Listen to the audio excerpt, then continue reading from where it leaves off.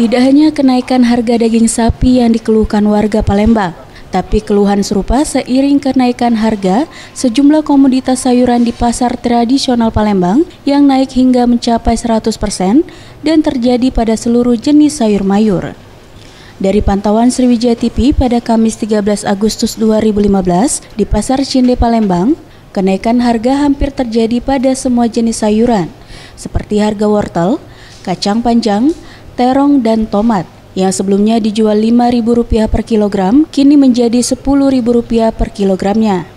Menurut Mbah Rati, pedagang sayuran di Pasar Cinde, kenaikan harga sayur mayur ini dipicu faktor cuaca, karena petani sayur mayur mengalami keterlambatan panen dampak akibat kemarau, dan menyebabkan pasokan persediaan sayuran berkurang.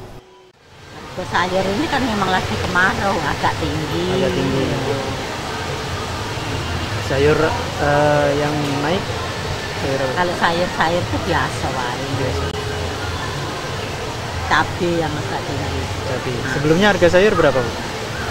Biasanya 6.000, 5.000, sekarang sampai 10.000. Sementara itu, Elida, pedagang sayuran mengatakan, kenaikan harga sayur mayur juga membuat ia merugi hingga 50% karena disebabkan oleh sepinya pembeli. Harus sepi deh, dikit sekali deh, merosot. Separuh. Dari Jatinugroho, Gusti Putu Sumertayasa, Sriwijaya TV.